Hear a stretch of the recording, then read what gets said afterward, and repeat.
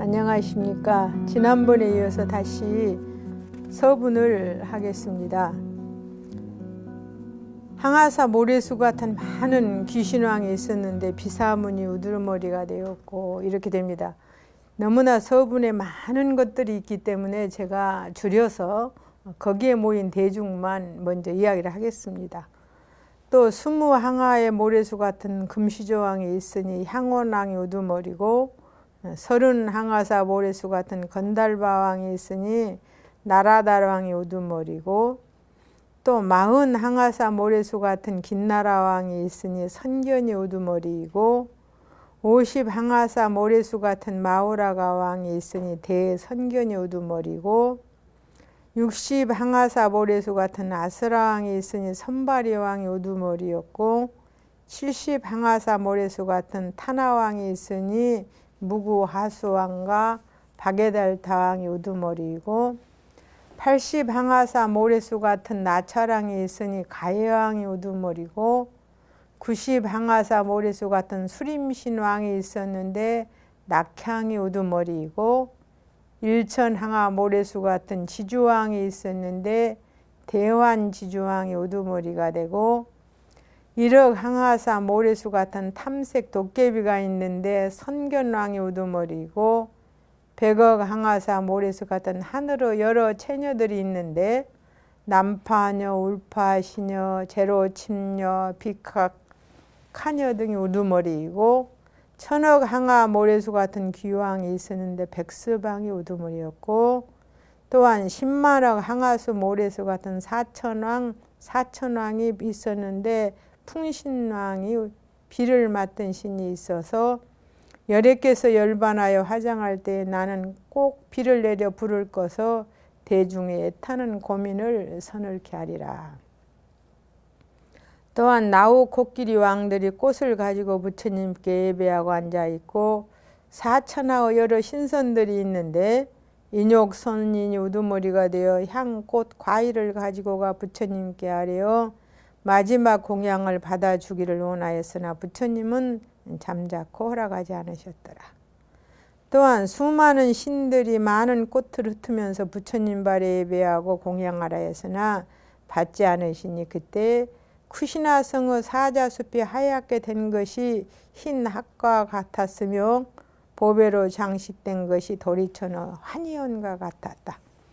모든 33천이 여러 가지 공양거리를 바쳤으나 받지 아니했다. 이렇게 되어 있습니다. 우리가 사라쌍수나 있습니다. 사라쌍수라고 하는 것은 이 사라나무에 원래는 쌍수 하는데 양쪽으로 4그릇쓰기 나무가 있었습니다.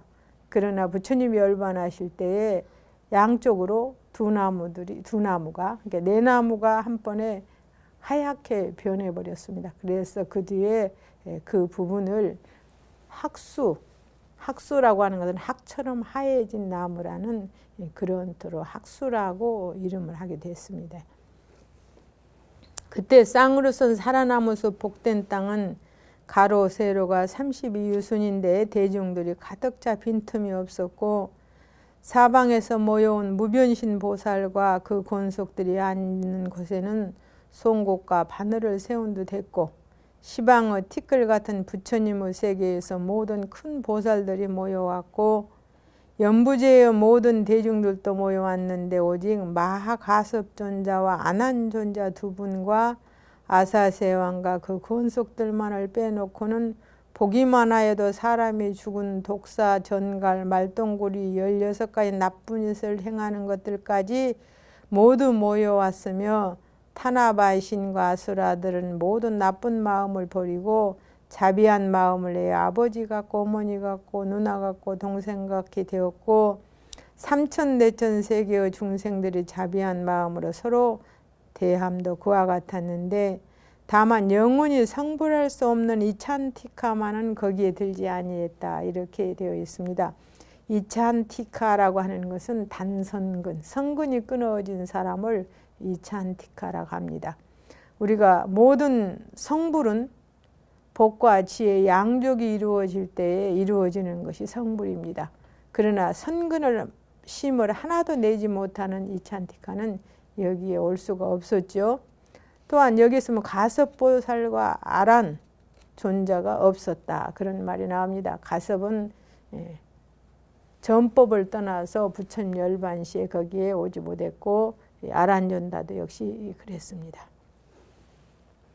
그때 삼천대천 세계가 부처님 실력으로서 땅이 부드럽고 언덕과 구덩이, 모래와 자갈, 가시밭, 독한 풀들이 없고 여러 가지 보배로 장엄한 것이 마치 서방 무량수부르 극락세계와 같았다 해서 무량수부는 아미타불을 이야기합니다. 우리는 마음이 만든 것이 두 가지가 있습니다. 첫째는 정보, 바로 육신입니다. 그 다음에는 육신이 의지고 하고 사는 의보, 세 개입니다. 마음이 선량한 사람은 의보도 정보도 선량하다고 했습니다. 부처님과 같이 복과 지혜가 가득 찬 분이 열반에 드시려고 하는데 나쁜 것들이 세상에 존재할 수 없다 하는 것을 보여주는 겁니다. 이때 제중들이 시방어 티끌 같은 부처님의 세계를 보는 것이 거울 속에 자기의 몸을 보는 것 같았고, 여러 부처님의 국토를 보는 것도 역시 그와 같았다.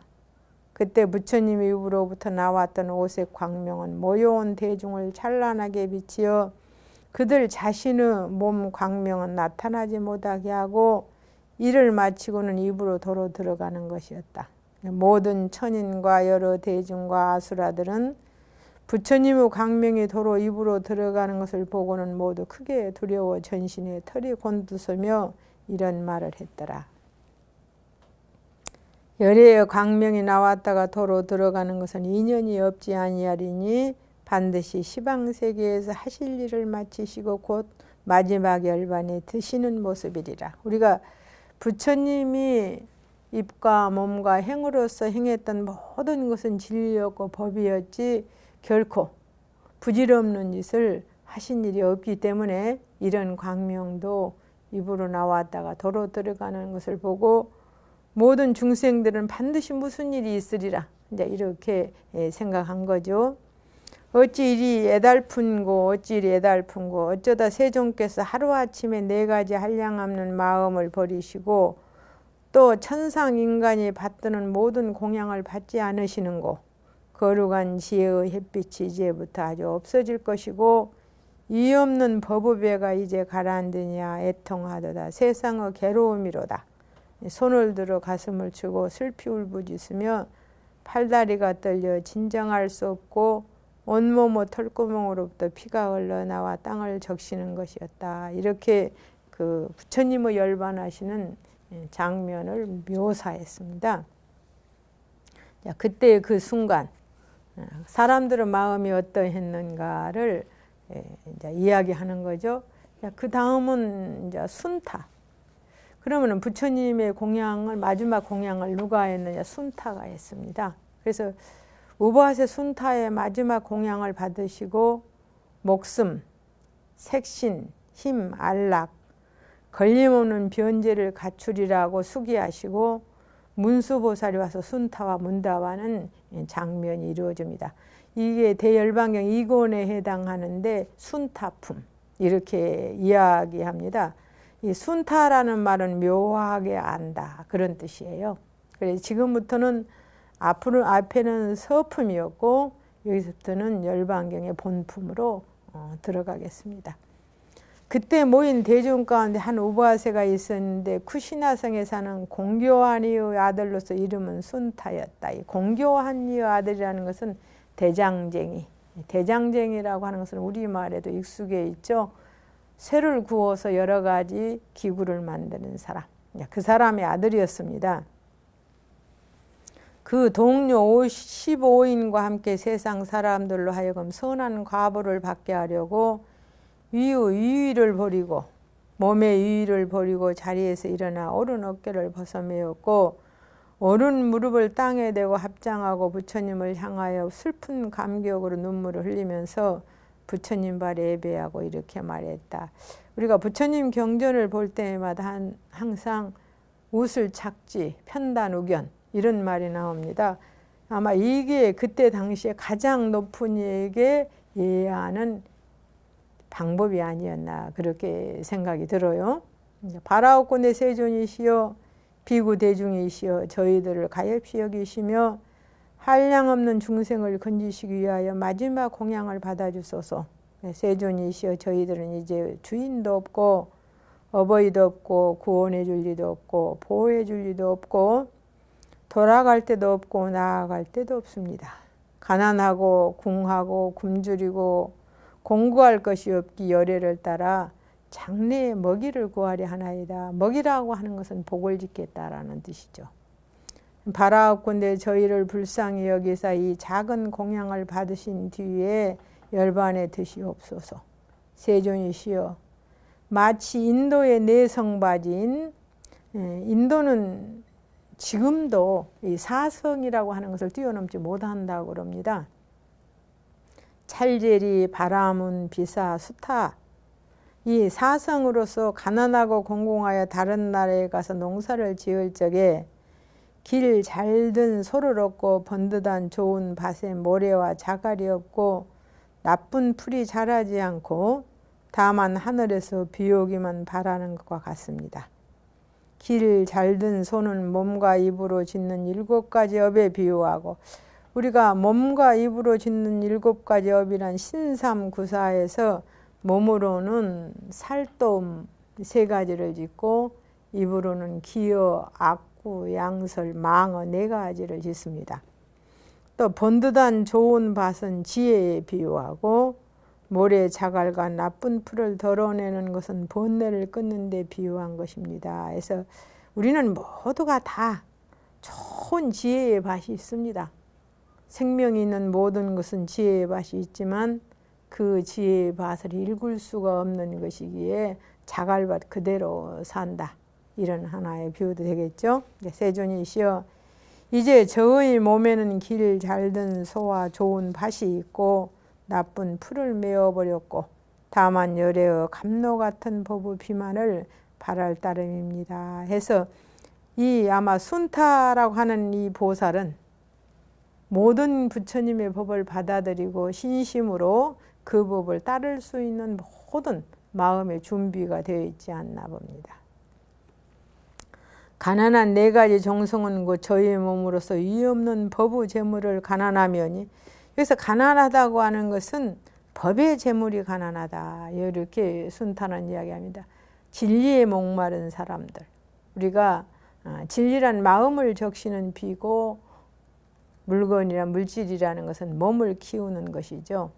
마음이 가난한 자는 항상 불행한 것입니다. 생활이 가난한 자는 마음이 가난한 자보다는 덜 불행하다. 우리가 이렇게 생각합니다. 바라옵건대 가엾이 여기사 저희들의 가난하고 공공함을 없애주시고 고통받는 한량없는 중생을 건져주소서. 저희의 이 공양이 보잘것 없으나 부처님과 대중에게 만족함이 되시옵소서.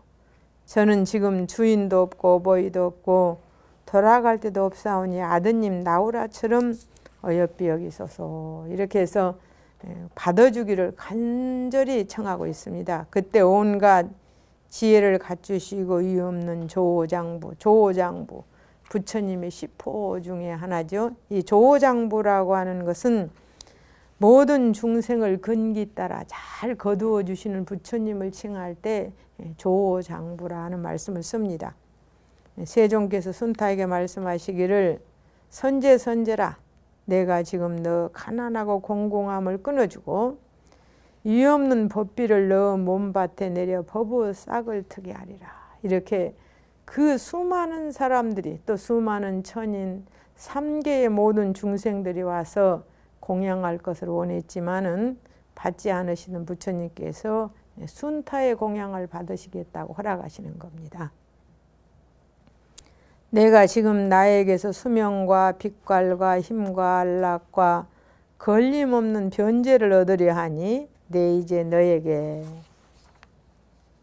부처님 세계에서도 한량없는 무변신 보살듯이 너에게 늘 있는 수명과 훌륭한 빛깔과 힘과 안락과 변제를 베풀어 주리라. 왜냐하면 순타여 음식을 보시하는 2가지 가보가 차별이 없기 때문이니 무엇이 두 가지인가? 하나는 첫째는 바꿔서 안육 따라 삼약삼보리를 얻는 것이요, 둘째는 바꿔서 열반에 들기 때문이니라 했습니다. 음식이 처음에 안육 따라 삼약삼보리를 이루시기 전에 모구녀의 우유죽을 잡수시고 보리수에 앉으셨던 것, 그때의 공양이 가장 거룩한 공양이었고, 두 번째는 지금 열반에 드시려고 하는 이때에 드시는 공양이 가장 거룩한 공양이라는 그런 말씀이십니다. 나는 지금도 마지막 공양을 받고 너로 하여금 보시바라밀타를 구족게 하리라. 이 보시라고 하는 것은 주는 마음이죠. 우리가 세상을 살아가는 데는 세 가지로 살아갑니다. 인연과 복과 지혜. 그러나 인연도 복도 지혜도 모두 보시를 비롯해서 나옵니다. 우리가 좋은 인연도 주는 데에서 생기는 것이고, 지혜를 간직하는 것도 줌으로 인해서 지혜가 오게 되어 있습니다. 그때 순타는 부처님께 아뢰었더라. 부처님께서 말씀하신 두 가지 보시의 과보가 차별이 없다는 것은 그렇지 않겠나이다.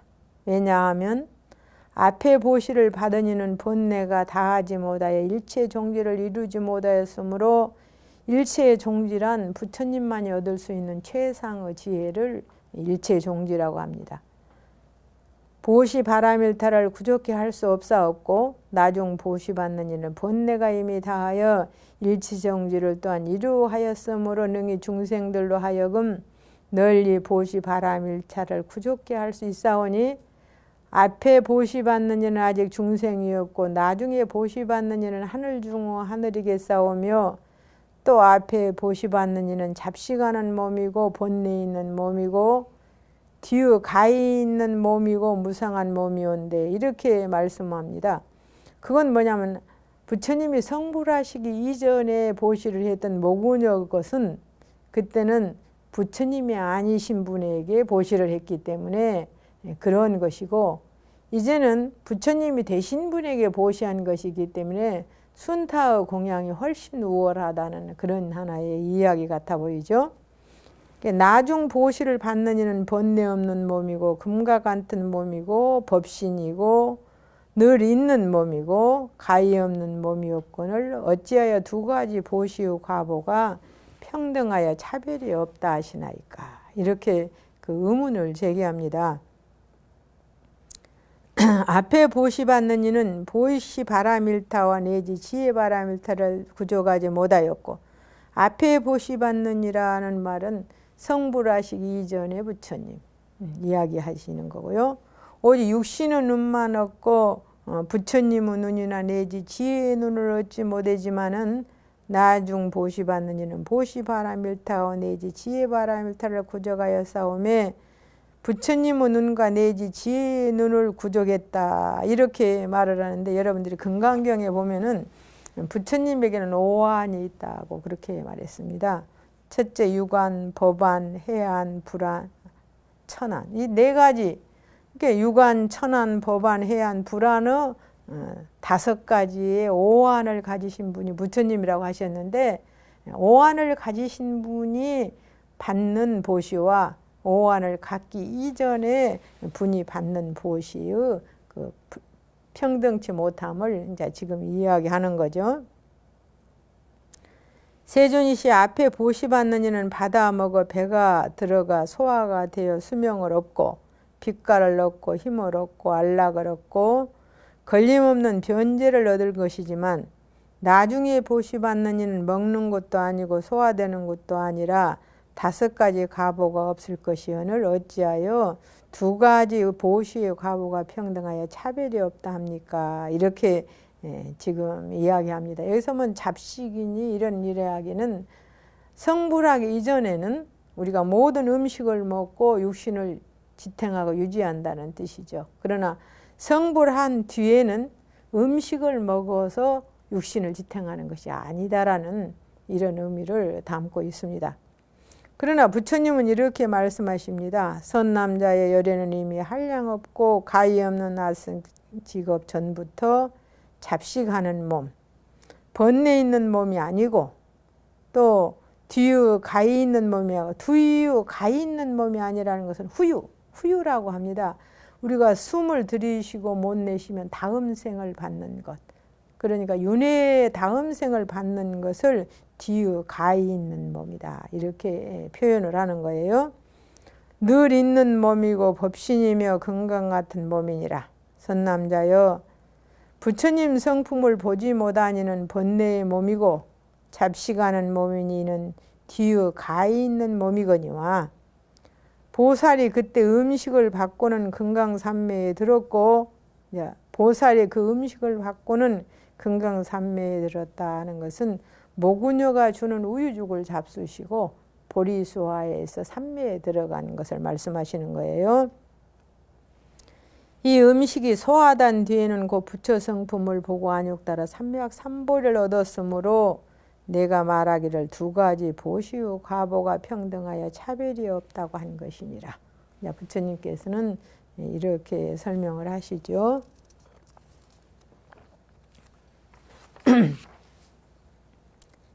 보살이 그때 네 가지 마군을 깨뜨렸고, 그 우유죽을 잡수시고 성불하시기 전에 네 가지 마군, 우리가 네 가지 마군이라고 하는 것은 우리의 마음과는 오음마, 이 육신이 마입니다. 오음이라고 하는 것은 오온이라고도 하는데, 여러분들이 생각하시면 오음마가 뭡니까? 이 육신이 있기 때문에 우리는 모든 것들은 괴로움이 생깁니다. 그래서 오음마 이렇게 말을 하죠.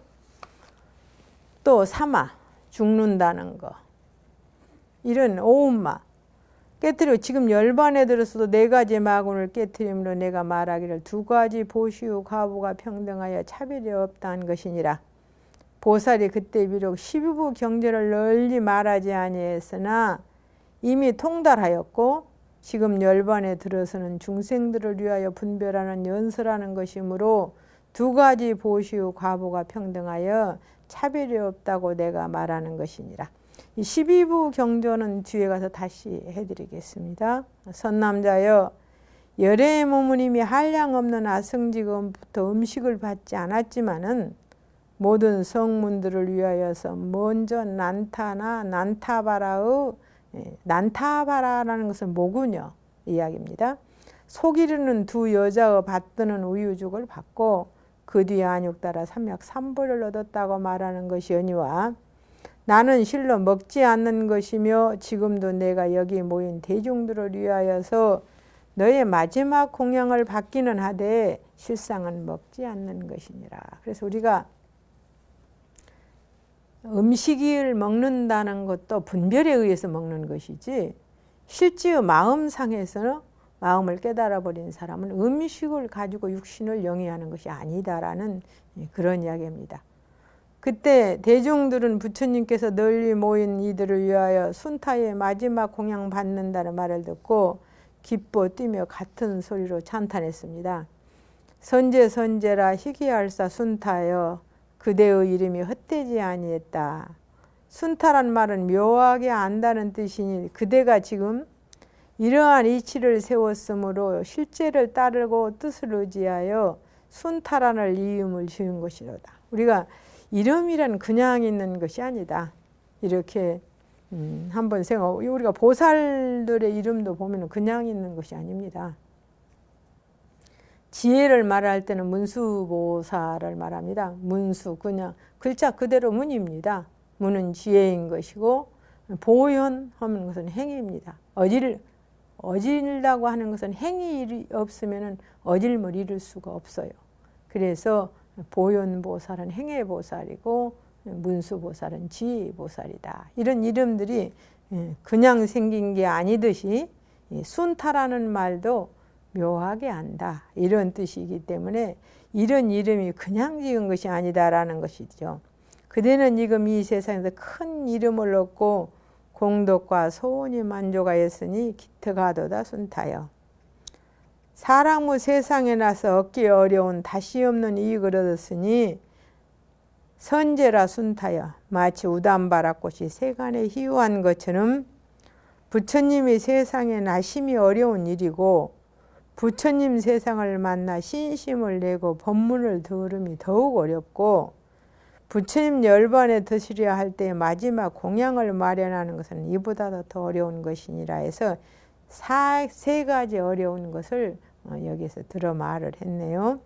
그래서 나무순타 그럽니다. 나무라고는 나마스 귀의한다, 돌아가 의지한다 라는 이야기죠. 그래서 여기에 모이신 모든 분들은 순타의 그 복 얻음에 귀의해서 동참하는 겁니다. 그대 이제 보시 바람일타를 구조가였으니 마치 가을달이 보름밤에 깨끗하고 원만하고 한 점 구름도 없어 모든 중생들이 우러러 보지 않는 이가 없는 것처럼, 그대도 그와 같아서 우리들의 우러름이 되었고, 부처님이 그대의 마지막 공양을 받으시어 그대의 보시 바람일타를 구족게 하시었다. 나무순타, 그러므로 그대는 뚜렷한 가을달과 같아서 모든 중생이 쳐다보지 않는 이가 없다는 것이니라. 나무순타, 비록 사람의 몸을 받았지만은 마음은 부처님 같으니 지금 순타는 참으로 부처님의 아들이고 나우라와 같아서 조금도 다르지 아니하리라. 이렇게 순타를 찬탄합니다. 그때 대중은 개성으로 순타를 찬탄하는데, 그대 비록 인간에 태어났으나 욕계의 제6천을 뛰어났다. 이 6천이라는 타화자재천을 이야기하는데 욕계 중생 중에서 가장 복이 많은 곳입니다. 나와 모든 중생들이 이제 여기서 머리를 숙여 청하옵나니 인간에서 가장 높은 부처님께서 오늘의 열반에 드시려는데, 그대는 우리들을 가엾이 여기 한시바피 부처님께 권청하기를 오래도록 이 세상에 머무르시며 한량없는 중생들을 이익하시고 그 위에 다시 없는 감로 법문을 연설하여 주십사하고 권청해 주오. 이렇게 청해 주기를, 대신 청해 주기를 부탁하는 거죠. 그대 만일 부처님께 청하지 않으면 우리 목숨 보존할 길 바위 없거니, 그래서 부처님께 머리 조아려 간절히 청하는 거 보여주게나 해서, 여기에서의 목숨이라고 하는 것은 우리가 말하는 육신의 목숨이 아니라 법의 목숨이다. 이렇게 생각하셔야 됩니다. 법의 목숨이다. 그때 순타는 기뻐 뛰는 것이 마치 어떤 사람의 죽었던 부모가 다시 살아나듯이 순타도 이와 같이 즐거워하며 다시 일어나 부처님께 예배하고 개성으로 읊었더라. 좋을시고 이내 몸 이익을 얻어 인간의 몸을 받아 태어났거니 탐욕과 성내는 것 모두 버리고 세 가지 나쁜 길을 아주 떠났네. 세 가지라고 하는 것은 지옥악이 축생보는 받지 않는다. 이렇게 되는 거죠. 우리가 사람이 아무리 밀어내도 영리한 축생보다는 훨씬 영리합니다. 그런 거 보면은 우리가 축생보에 한번 떨어졌다 하면은 어느 때에 사람의 몸을 회복할까 이렇게 생각한다면 어떠한 일이 있더라도 사막도에는 가지 말아야 합니다. 그래서 이런 사막도에 가는 길은 이제 끝났다. 이런 이야기죠. 좋을시고 이내 몸 이익을 얻어 금덩어리 보배를 이미 얻었고 조장부 부처님을 만났거니 축생에 떨어질까 두렵지 않으니, 이제 축생에는 절대로 태어나지 않는다.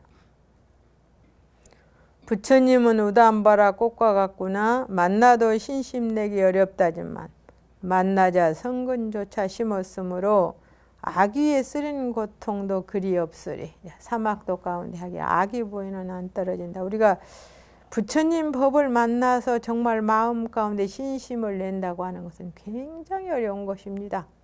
그 믿음, 이분의 말씀대로 삶을 영위하면은 절대로 사막도에는 떨어지지 않는다는 이 믿음이 우리에게는 뿌리와 같은 거예요. 그래서 신근이라고 그렇게 말합니다. 아수라 종류까지 떨리었다네. 부처님 나시는 일은 겨자씨 던져 바늘끝 맞춤보다 더 어려운데 나는 이미 보시로 생사 건넜네. 이랬습니다. 우리가 부처님이 세상에 나는 것은 이 세상에다가 겨자씨를 하나 넣고 저 천상에서 바늘을 던지면은 그 바늘이 겨자씨에 딱 맞는 것처럼 어렵다고 그럽니다. 그만큼 어려운 것이 우리가 부처님의 진리를 만나는 것이라는 거죠. 부처님 세상법에 물들지 않아 연꽃에는 물방울도 묻지 않듯이 삼계에 태어나는 종자를 끊어 나고 죽는 물결을 길이 건너내서 이것은 우리가 삼계, 욕계, 색계, 무색계에는 안 난다. 사람으로 태어남도 어렵거니와 부처님 만나기는 더욱 어려워. 그래 난득이죠. 인생 난득이고 불법 난봉이라 그랬습니다. 이 사람으로 태어난다는 게 그렇게 쉬운 게 아니에요. 그래서 이 비유를 이렇게 합니다. 바닷속에 살고 있는 눈먼 거북이 구멍 뚫린 나무를 만나기보다 이럽니다. 이 말은 무슨 말이냐면은 바다 밑에 거북이가 1000년을 있었는데 1000년 만에 한 번씩 바다 위로 떠오른답니다. 그때 정말 구멍이 뚫린 나무가 그 옆을 지나가면 잠시 그 구멍에 목을 내밀고 쉬어서 들어가는데 그렇지 못하면 다시 또 들어간다는 이야기죠. 그래서 우리는 이런 이야기를 천재이루라 이렇게 이야기합니다. 천재이루. 우리도 어려운 것을 만났을 때는 천재이루라는 말을 쓰죠. 내가 지금 밭도 없는 이 공양으로 더 없는 좋은 값 얻어지이다. 이 세상 온갖 번뇌 끊어버릴째 못 끊을 것 하나도 없어지이다. 내가 지금 이곳에서 이공덕으로 천상인간 태어나기 바라지 않고 어쩌다가 그런 몸 받는다 해도 마음 달게 여기지 아니하리라. 모든 사람들은 하늘에 태어나기를 원하고 인간에 태어나기를 원합니다. 근데 그런 것은 별로 마음 달게 여기지 않는다. 이렇게 말을 하네요. 여래께서 나의 경양 받으시고 기쁘고 황송하게 한량 없어라. 마치도 흉악한 이란 곳에서 아름다운 전단 향기가 품과 같으니 이란이라고 하는 것은 꽃의 이름인데 가장 추악한 냄새가 나는 것이 이란이라고 그래요.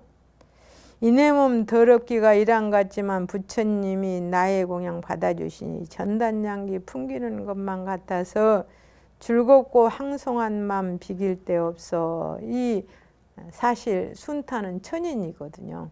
귀족이 아닙니다. 그러나 천상인간이며 또 저기 타방세계에서까지 와서 부처님께 공양을 올리려 하였으나 부처님은 받지 않고 순타 공양을 받는 것에 대한 황송한 마음, 그 마음을 이렇게 표현했습니다. 내가 지금 훌륭한 과보를 받아 가장 좋고 묘한 곳 태어나면은 제석천왕, 봄천왕 모든 하늘이 모두 다 내게 와서 공양하오리. 복이 많으면 제석천왕도 될 수 있고 봄천왕도 될 수 있는데 그들보다 더 많은 복이 있다면 더 많은 위의 천왕이 될 수 있지 않겠습니까? 오늘날 모든 세간 많은 중생이 모두들 큰 걱정 끼치는 것은 삼계의 길잡이이신 부처님께서 열반에 드시렴을 아는 까닭이다 그랬습니다. 삼계에 뛰어날 수 있는 길을 제시하신 분이 부처님이십니다. 우리는 삼계 안에 살면서도 삼계가 어떤 곳인지, 중생이면서도 중생을 어떻게 벗어야 하는지, 과연 중생을 벗으면 어떤 길이 있는지 전혀 모릅니다. 그것을 우리에게 가르쳐서 가장 인간이 두려워하는 생사의 본뇌를 벗어나는 길을 가르치신 분이 부처님이시기 때문에 부처님께서 열반에 드신다는 것은 가장 슬픈 일이라는 거죠. 한꺼번에 소리 높여 외치는 말씀 이 세간에 지도하리 안 계시오니 원컨대 중생들을 버리지 말고 외아들 보듯이 하시옵소서. 부처님 대중 속에 항상 계시다. 더 없는 좋은 법문 연설하소서 해서 열반에 드시지 말고 저희들을 제도 주십사 하는 겁니다. 마치 저 보배 덩어리 높은 수미산 바다 위에 우통하심 같아 없소서. 부처님 좋은 방편 크신 지혜로 우리의 어두운 무명 끊어주시니 떠오르는 아침의 빛 구름을 뚫고 찬란하게 온 세계에 비치는 것. 부처님 좋은 방편 크신 힘으로 우리의 모든 본내 없애주시니 허공에서 한 조각 구름이 일어나 온 세상을 서늘하게 하여 주는 듯 이 세상 크고 작은 많은 중생들 우러러 사모하며 비통하오면 끝없이 나고 죽는 고통의 바다. 그렇죠. 우리가 생사, 죽음이라고 하는 것은 나니까 죽습니다. 그러나 나는 건 왜 나는 것일까? 부처님께서도 사문유관을 하시고 나서 죽음, 늙음, 병듦을 생각하시는 것이죠. 근데 우리가 12인연법을 보면은 부처님께서는 역관을 하셨습니다. 역관이라고 하는 것은 인간은 왜 죽는 것일까였어요. 제일의 문제는 생각하시다가 나니까 죽는다 이것이었습니다. 그러면 왜 나는 것일까? 죽어야 되는 고통을 짊어질 거라면 나지 말았어야 하지 않는가? 또 났으면 영원히 살아야 되지 않는가? 근데 왜 죽음이라는 고통을 짊어질 줄 알면서 왜 태어났을까였어요. 그래서 부처님께서는 태어난 그 자체를 계속 궁구하십니다. 그래서 태어남은 왜였는가를 깨달으신 것이 바로 뭐였냐? 애착 때문이었구나 였어요.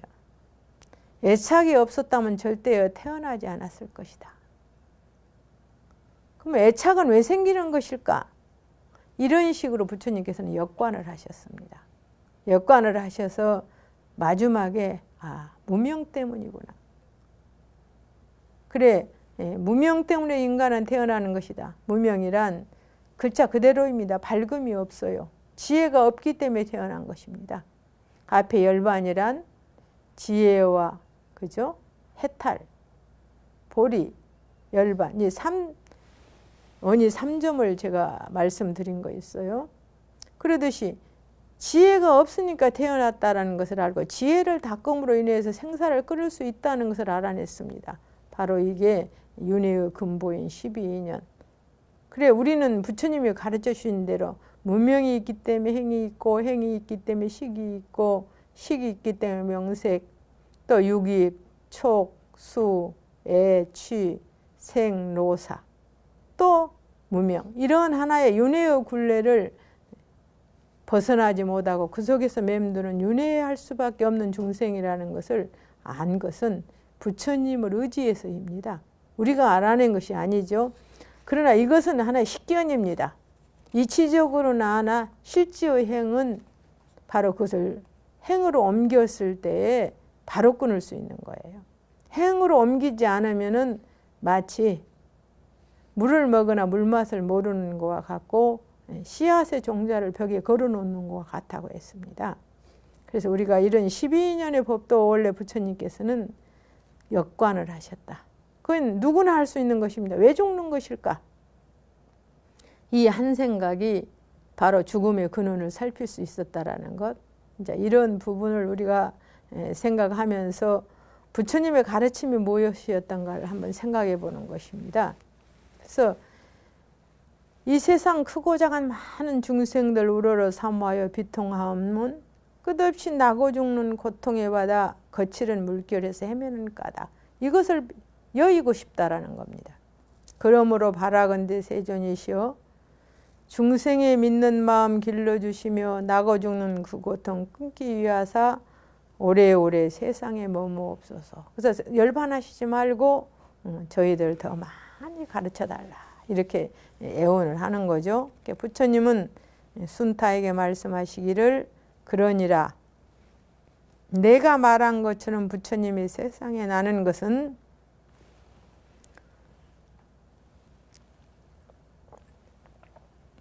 우담바라의 꽃과 같고 부처님 세상에 함께 나서 신심을 내기는 더욱 어렵고 열반에 들려야 할 때 마지막 효용을 받들어 보시 발달밀타를 구족하기는 그보다 더 한층 어려운 일이니라. 너 순타여 이제 너무 근심하지 말고 스스로 기뻐하며 다행하게 생각할지어다. 마지막 공양을 열애에게 받들어 보시 발달밀타를 구족하게 성취하였으니 부처님께 세상에 오래 머물도록 청하지 말지어다. 너도 보거니와 부처님들의 모든 경계는 모두 무상한 것이고 여러 가지 변천하는 성품과 모양도 그러한 것이니라 해서 이 세상의 모든 존재는 영원할 수 없다. 이렇게 말씀하십니다. 하시면서 순타에게 개송을 말씀하십니다.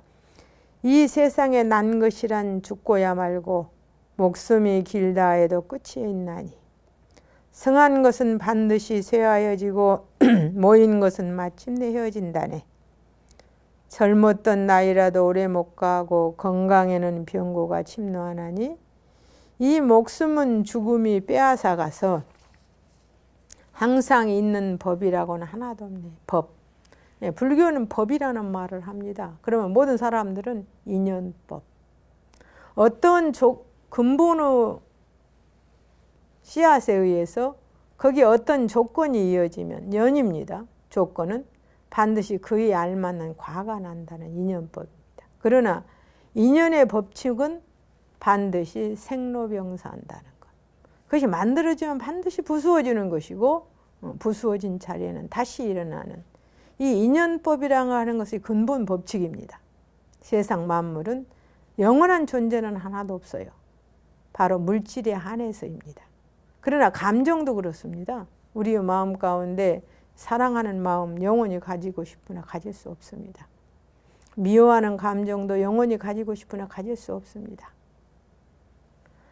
어떤 좋은 물건 영원히 갖고 싶으나 그것은 반드시 그 물건 자체도 바로 있으면 쇠해지고 쇠해지면 사라집니다. 그런데 이 세상에 무엇이 영원하다는 것은 하나도 없다는 거죠. 그래서 항상 있는 법이라고는 하나도 없다. 그러나 물질과 감정의 세계는 그렇다 하더라도 우리의 심성의 자체는 영원불멸한 것입니다. 이제 이런 부분을 능엄경 같은 데에서 부처님은 바사이광이라는 왕과 함께 이런 문답을 합니다. 바사이광이 부처님께 물었습니다. 영원한 것과 영원하지 않는 것이 어떤 것입니까? 이렇게 물을 때 부처님은 그런 말씀하십니다. 바사이광에 네가 몇 살 때 처음 겐지스강을 보았는가? 바사이광이 3살 때 보았다고 그럽니다. 그러면 자네는 지금 60의 셋, 그러니까 63살 먹었던 모양이죠. 그래서 그대가 3살 때 겐지스강을 보았던 마음과 13살에 23살에 33살에 43살에 지금 63살 먹었는데 그 마음이 같으냐 다르냐 이렇게 물었습니다. 바사이광은 같다고 했습니다. 그러면 너의 몸은 3살 때와 13살 때와 23살, 33살 지금 63살이 되었는데 3살 때와 같느냐 틀리냐 이렇게 묻습니다. 이렇게 바사이광은 말하기를 13살은 3살보다 늙었고 23살은 13살보다 더 컸고 33살은 23살보다 더 늙었으며 이제 63살은 그때보다는 훨씬 늙어서 이제 얼마 가지 않으면 이 몸이 사라질 것입니다.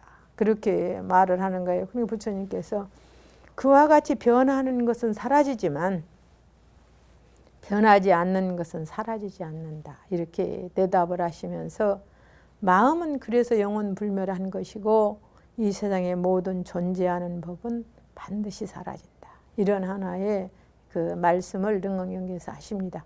우리가 존재하는 것이 어느 하나 영원한 것이라고는 하나도 없다. 근데 우리가 애욕의 대상은 애착의 대상은 사라질 것의 애욕이 대상이 됩니다. 영원한 마음의 대상이 아니고 사라지는 모든 물체에 대한 애욕과 애착이죠. 그것을 떼버리지 못하는 것이 중생이기 때문에 부처님께서는 무상이라고 말씀하십니다. 그래서 우리가 영원불멸한 마음이 무상이 아니고 물질이 무상이고 감정이 무상인 것입니다. 아무리 사랑하는 마음도 가져보려고 아무리 노력해도 가질 수 없는 것. 바로 이것이 마음입니다. 이건 감정이라는 겁니다. 진짜 우리의 마음은 아니고 그래서 이런 부분에 애착하지 말기를 부탁하시는 것이죠. 그래서 나라의 임금들은 멋대로 하고 서슬푸른 세력이 짝이 없지만 온갖 것 무상하여 올마가 나니 알뜰한 이 목숨도 그러하니라. 그리고 그렇죠. 이런 말이 있습니다. 땅이 천년을 지나는 동안 주인이 800번 바뀐다고 그럽니다. 그러면 그 주인의 임자는 누구겠습니까? 땅은 그대로 있지만 임자는 항상 바뀌는 거 아니겠습니까? 그와 같이 임금들이 아무리 멋대로 한다 하지만은 서슬푸른 세력이 짝이 없죠. 그렇지만 온갖 것 무상하여 올마간다. 그 나라는 또 다른 사람이 와서 살고 다른 사람이 또 나라를 세우고 사는 것. 이게 바로 무상입니다. 그래서 알뜰한 이 목숨도 그러하다. 우리가 100년도 못 사는 이 목숨이 항상 할 거라고 생각하는 그것부터가 망념이라는 거죠. 돌아가는 고통밖에 끝날 새 없고 윤회지요. 나고 죽고 헤매는 일 쉬지 아니 옥계 새끼 무새끼 덧없는 세상 모든 것이 하나도 즐겁지 않네. 도라는 것 애초의 성품과 모양 온갖 것이 모두 다 공한 것이니 견고하지 못한 법 바뀌고 돌 흘러 근심 걱정 항상 있는 것. 두려울싸 모든 허물 늙고 병들고 시달리고 죽고 하는 여러 가지니 이 세상에서 가장 두려운 것이 사실 늙고 병드는 겁니다. 젊으면 무엇이나 할 수 있습니다. 수행도 하고 공부도 하고. 그러나 늙고 병들어 버리면 아무것도 할 수 없고 그러므로 인해서 죽음이 우리 앞에 이르게 되는 이죠. 이런 것이 뒤를 가히없어서 부서지기 잘하고 원수가 침난다. 우리가 죽음을 원수라 여기에서 그렇게 말한 거죠. 시끄러운 번뇌에 얽혀지는 일, 누에가 고치 속에 들어있듯이 누구나 지혜 있는 사람으로야 이것이 즐겁다고 애착하겠느냐. 이 몸은 온갖 고통 모여서 된 것, 하나하나 모든 것 더러울 따름. 눌리고 얽매이고 혼대투성이 근본부터 보잘것없는 일이다. 우리가 육신이 세상에 태어나는 그 순간부터 바로 병들고 늙어갑니다. 인간이나 천상에 태어나는 몸 누구나 한결같이 다 그러하여 온갖 탐욕 모두가 무상하거니 그러기에 이내 몸에 착치 않노라. 모든 욕심 여의고 삼매를 닦아 진실한 바른 법을 중독하였고 마침내 모든 생사 끊어버리니 오늘날 큰 열반에 들려하노라 해서 부처님이 무상을 말씀하시고 열반 들려고 하는 그 마음을 들려주시죠. 생사 없는 저 언덕 나는 건너가 이 세상은 온갖 고통 뛰어났음에 그러므로 오늘날 항상 즐거움 이유 없이 묘한 낙을 받을 뿐이다. 이렇게 지금 부처님이 순타에게 말씀하십니다. 그때 순타는 부처님께 여쭈었습니다. 세존이시여 그러하오이다 그러하오이다. 참으로 부처님 말씀 같습니다.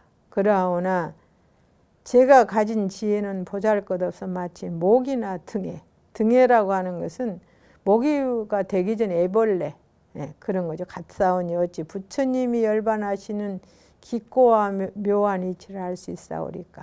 세존이시여 제가 지금 모든 번뇌를 끊어버린 큰 보살, 마살, 문수살의 법왕자들과 함께 있으나 마치 어린 사람이 처음 출가하여 구족계를 받지 못하였더라도 이 구족계라고 하는 것은 스님이 되는 첫 관문인 계를 받는 겁니다.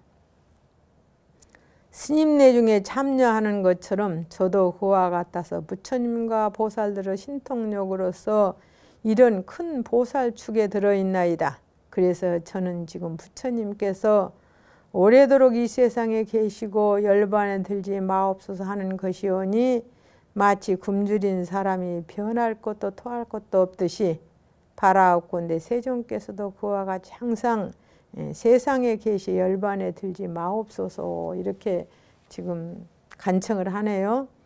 그때 순타가 말하는 것으로서 부처님과의 대화가 끝나지 않을 것 같습니다. 그러니까 문수사리 법왕자가 순타에게 부처님을 대신해서 말합니다. 그대는 지금 그런 일로서 부처님으로 하여금 세상에 항상 계시고 열반에 들지 말기를 마치 굶주린 사람이 변화하지도 토하지도 않는 것까지 하시라고 말하지 말고 마땅히 모든 행법의 성품과 모양을 관찰하며 이렇게 관찰하고 수행하여 공한 삼매를 갖출 것이니 바른 법을 구하려든 이렇게 배워야 하느니라. 그래서 행법이라고 하는 것은 불교의 사과가 있습니다. 교리행과. 이게 불법의 사과인데 행위라고 하는 것은 우리가 수행을 말합니다. 행법이라고 하는 것은 십신, 그 다음에 십신의 10가지를 지나면 십주라고 그럽니다. 이 십주의 10가지를 지나면 그 다음에 십행. 주는 지혜를 갖추는 것이요, 행은 실행을 하는 것입니다.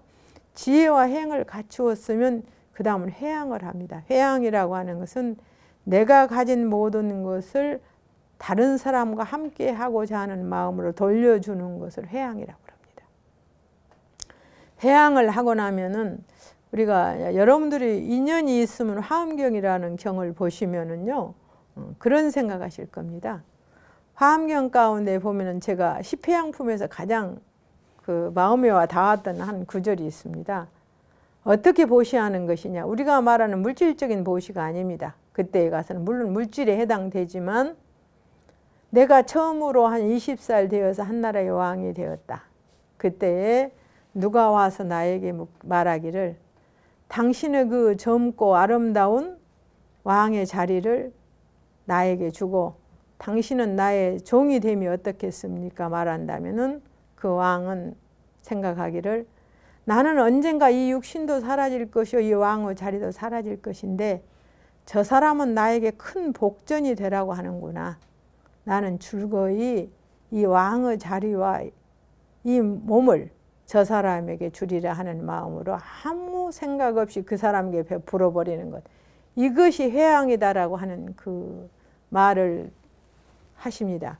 이게 바로 우리가 말하는 금강경에서도 그러시죠. 아침에 항아사 모래수와 같은 몸으로 보시하고 신명으로 보시하고 점심때 항아사 모래수와 같은 신명으로 보시하고 저녁에 항아사와 같은 모래수와 같은 신명으로 보시한다. 그런 말이 나옵니다.